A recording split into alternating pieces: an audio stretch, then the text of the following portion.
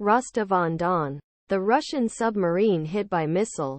Is gone. The Russian Navy submarine Rostov-on-Don, hit by a missile in Sevastopol on September 13, is most likely total loss.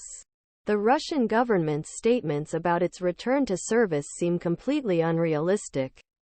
Externals indicate the extent of internal damage. Ukraine's attack on Rostov-on-Don, a Russian Navy Kalibr-class submarine, on September 13 was a major event in naval warfare so far. Suddenly, one of the 4 improved Kalibr-class submarines in the Black Sea was neutralized. This submarine was used to launch Kalibr cruise missiles at Ukrainian targets. A nearby landing ship, Minsk, was also seriously damaged. The footage was shared online by the Conflict Intelligence Team, a group specializing in open-source intelligence. Naval News was able to access the original unrecorded footage and can verify their reliability. Storm Shadow strike in Rostov-on-Don. The British supplied Storm Shadow, and essentially the same French supplied Scalp, for example. It is an air-launched cruise missile.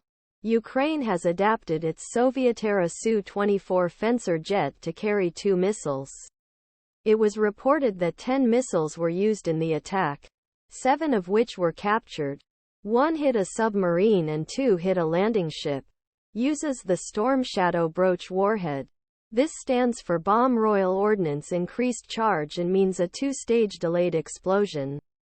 The missile plunges into target and first payload creates a hole in structure for second warhead to pass through. The main explosion then occurs inside or below the target, depending on fuse settings. The warhead probably penetrated forward fuselage near the forward end of pressure hull. The Kilo class is a double-hulled submarine with an outer casing surrounding the inner pressure hull, designed to penetrate reinforced concrete. First stage of tandem warhead likely passed missile through both outer and inner hulls. The main warhead would detonate them inside the submarine. Signs of this can be seen on the upper hull of the peeled-back submarine, consistent with an outward blowing explosion. Although the hit was in the torpedo room, it was probably empty. In other words, the explosion would have been from the missile's own warhead. Total destruction. The debris outside is just a hint of the damage done inside. We haven't seen of the interior, but we can deduce a few things.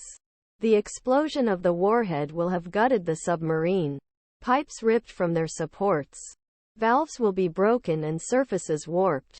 The smoke seen in photos coming out of the hole in fuselage is evidence that 1 or more fires started. These will have electrical systems melted and fried, damaging the body starting hole separately.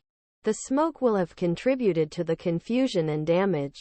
Like gallons of port water probably sprayed through hole in the hull to extinguish fire.